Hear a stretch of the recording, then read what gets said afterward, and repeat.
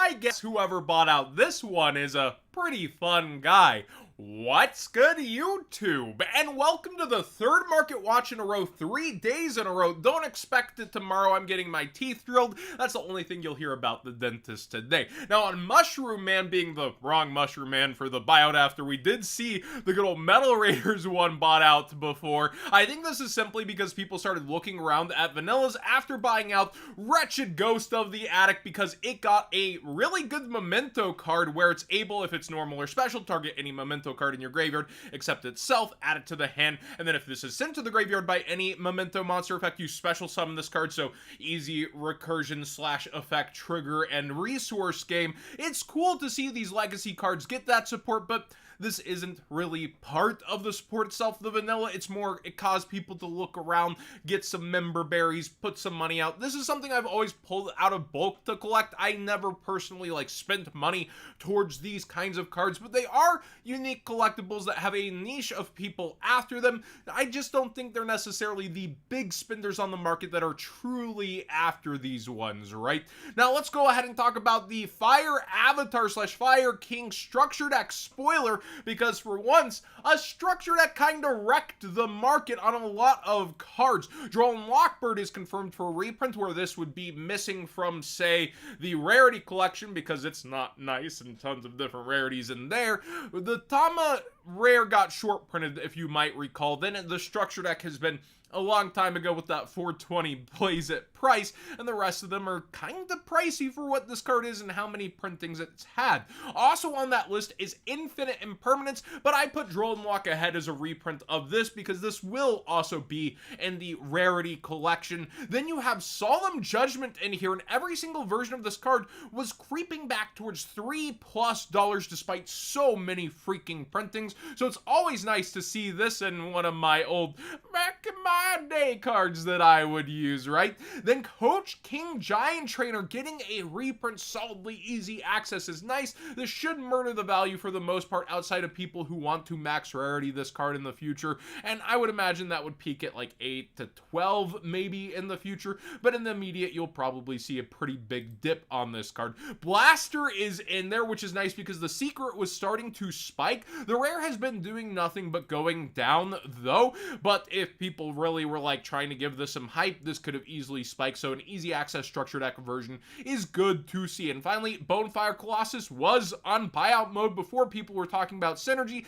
I feel like it was a little overhyped, but still interesting, and it's nice to see it reprinted in there. And I always thought this little castle was the Colossus, not a giant fire guy over here when I finally looked at the art again, so you'll get to see that in common, or maybe you're just not stupid like me and you already knew that. But yeah, the structure deck list is over here on Yu-Gi-Oh! Organization, leaked thanks to the Toy Fair, and we also get a sneak peek at how stuff like Rarity Collection blisters will look, and confirmation there will be blisters outside of booster boxes for people to be after this set. Kind of nice, actually. Now let's go ahead and talk about a surprise on the market. Wild Survivor booster boxes. Don't call it a comeback, but it really is one.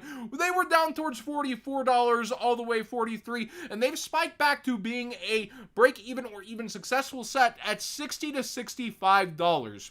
My opinion is this, and I think the backbone of Dinosaurs being a true fan favorite is hard carrying this, while you have the Versus stuff being a bit hyped now, but not even really bubbling in price. My advice personally is this: while I'm not a financial advisor, I don't know the future reprints Konami is going to do, I don't know exactly what's going to bubble up when it comes to singles, I would go for the singles you probably suspect will be performing the best in the future, rather than the sealed product itself, because usually the jump there is going to be exponential and multiple times before the product itself actually spikes. And we've seen time and time again collector rares really get that multiplier when it comes down to it versus a product on these newfangled side sets that have 10 different ultra rares. You're trying to hunt these specific collector rares out of 4 cases.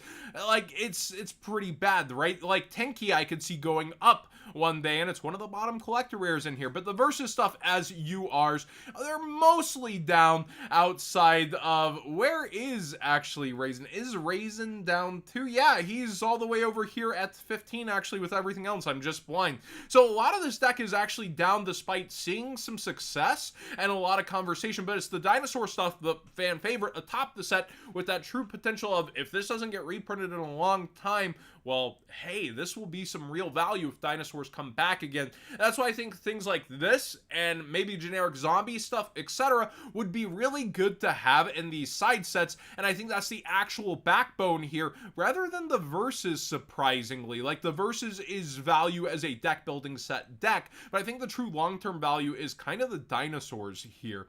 Amazing Defenders is kind of an example, too, of this floated down bad forever. Like, if we go to the year graph, you could get these boxes also around that same price point, 45, people bailing, people starting to bail once again as Purely got hit, but then Rescue Ace came and rescued this set for sure. You can still get $60 boxes here shipped unopened, and then it's 65 and quickly 70 from there. But that's 3 successful archetypes inside of here doing the lifting. Purely still within the metagame. Rescue Ace only going to get better and is topping right now. And Mekanko seeing also rogue use and success. And when 3 archetypes have to be successful just to sell these versus one pretty good archetype and then fan favorite support, the answer may become obvious that, hey, Konami, it's not those 7 ultra rares for one archetype that sold this. It's kind of the fan favorite thing, isn't it? But yeah, look at Tactical Masters actually rebounding just a little bit here. Maybe there was some lifting thanks to TCG bonus bucks back on sealed as well. But you could see this was all the way down towards like $35 a box at its worst. And people went, I kind of want to try my chance at Labyrinth stuff at this price. And still, probably not worth gambling, but people had fun and I love opening packs. So I get a $35 box tempting, but like, you could buy Cosmic Cyclone collector rares or Droll and Lock collector rares and kind of wait for that format where they pop up again, or Anti-Spell Fragrance, very infamous for being a floodgate in multiple formats. You could choose these cards over the box, and this is 1 in 4 some odd cases. Like, you're looking at the true chases here being, even at 35, probably the better thing to go after. Yeah, so that would be my personal approach, but let me know yours. Do you think these are totally underestimated, undervalued, and something that people are starting to pick up on? I don't think so. I think the pull ratios inside are so bad, and that's the reason they floundered for so long. And when you look at this level of success to just be break-even-ish, it's not it. Now, speaking of a card from these sets, Evil Twins Kissy Kill and Leela, the combined giant big card, and I actually sold my giant version of this card.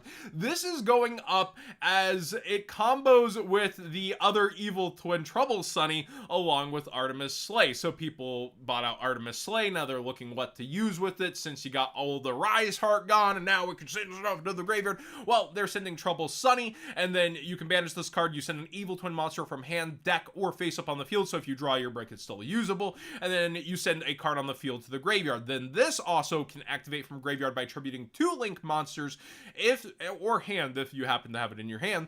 If this card is special summoned, you can activate this effect if your opponent controls 3 or more cards. They must send cards to the graveyard so they control 2 cards. You can only use this effect once per turn, so a semi-generic board cleanser that's almost like evenly matched, except they keep 2, but you can have your own cards on the field, you can be activating and have a field presence. It's kind of an interesting tech and combo we've seen time and time again. And the collector rare is also up to note. Live editing done cheap, Live Twins.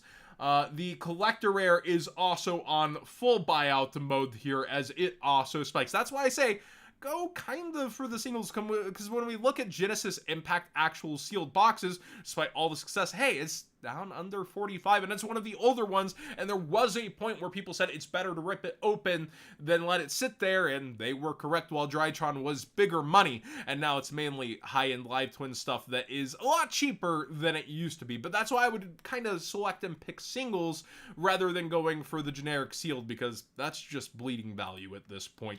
Aromatherapy Jasmine, as Plant Good Stuff takes over, is one of those cards that doesn't have a reprint. It's out of dual power, $30 MSRP set that is now getting pretty up there in age. So this card is mad up thanks to Plant Good Stuff the deck and is back up towards 14. If you actually go to the 3-month graph though, it was higher and more hyped once upon a time, and it's actually just now kind of resurging. XC's Encore, a lot of people were, oh my gosh, the lowest is $50 card. Well, of course, vendors are going to see that and start listing and trying to make a sale. Now the lowest are like Unlimbs 22. There was a first head here recently on the front page and it's gone. So they're selling around 22, 25. We'll see if that actually goes on the graph. No! Live editing done cheap. But yeah, when it comes down to this, there we go. Yeah, first editions are now once again crazy, and actually a sale at 41 after one sold at 23. Interesting. So people really pushing the first edition, especially of this, and trying to out those purely boards. Gizmek Uka, I haven't seen this since the Simo MBT meme, I want to say, back in the day, summoning barrier statues. Somebody was saying this could be to summon Fenrir, and it's a tech as it is a level 2, 4, 6, 7 for Kashtira to be able to continue forward. Interesting tech mayhaps. If a monster is special summoned from the main deck, you can special summon this card from your hand. Then if this is special summon, you can target a face-up monster your opponent controls, special summon a monster from your hand or deck whose attack equals its own defense. Actually, does Fenrir have the same attack and defense? I don't know about that one. I'm going to double check. Don't always just blindly trust the Discord. Yes, it does. So it is a target. Good job, Discord. But people were also pointing out every single Rescue Ace card has the same attack and defense, and it's kind of neat with those, and saw some fringe play in the OCG. So yeah, the secret rare is going and boosting. Be aware there is also an easy access version of this, and don't clamor out to get one too hard. You thought you could escape Edison Watch? No, you can't. Armoroid is going really crazy in sales. Look at this. Still only $1 for the super rare. There is another version. This is the highest rarity, but the first edition has really climbed, and most of the dollar ones are gone as well. So be aware. This old card that reads, when this monster is tribute summoned successfully by tributing at least one Roid monster, all spell and trap cards on the field are removed from play, is being mixed into a Machina Earth Machine Edison deck, along with other Roid cards, and that is kind of neat actually to see. Soul Exchange, I notice, is mad up. I found this one myself. While I do really appreciate the Discord, I also was looking at Team Sakuraso's market to watch from the live stream yesterday and got a few things for this. I found this one. I can still do the legwork. I just happened upon it while I was thinking about cards, and the DT is on buyout. The reason I don't love DT1 buyouts, though, is forever ago, DT1 was clearanced, and a ton of vendors got a bunch of it set to the side.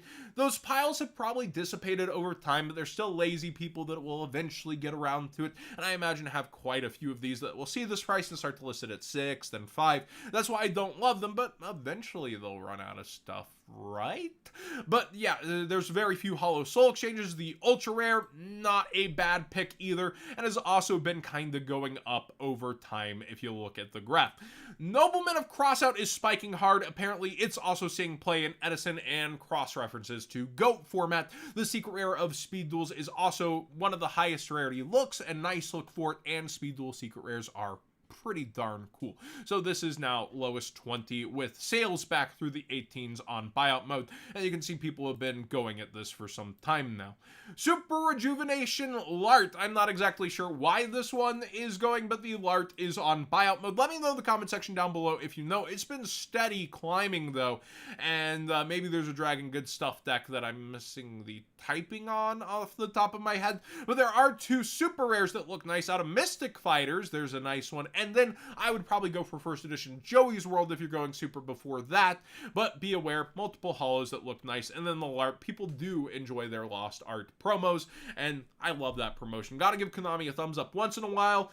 First off, for the structure deck, the structure deck's really a nice list, and second off, the Lost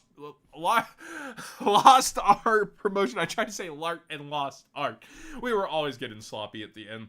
But the Lost Art promotion is one of the best things they've done with stores, incentivizing in-store purchases on product while giving something back, especially when something like the Rarity Collection comes out. It can't be understated. This is great kind of moves, and why can't you do prize cards for regionals, Konami? I've heard a lot of excuses in the past and rumors about why they can't.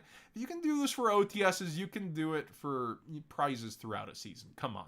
Oh, and finally, a non-sponsored bit of a rare, I know, right? Big Bad Toy Store over here has the BLS model kits a ton of people have been interested in for just $49, and they do $4 flat rate shipping, where you can do a pile of things if you have spending habits like me, where you set it aside. I probably need to work on getting an affiliate link with them, as Yu-Gi-Oh stuff keeps getting more popular in the merch stuff, but there you go. Not sponsored. Use somebody else's link like Jobby or somebody else who actually does figure reviews and has an affiliate link if you want to support a creator. But this is a pretty darn cool price to see on a very anticipated model kit. I look forward to the Zeus one. Thanks for watching today's Market Watch. Please subscribe if you haven't already. Give this video a thumbs up if you enjoyed the conversation. It's crazy how much there is to cover these last few days where everything's naturally running longer and I just have so many freaking tabs, but I'm here for it, and let's see what pops up Friday then.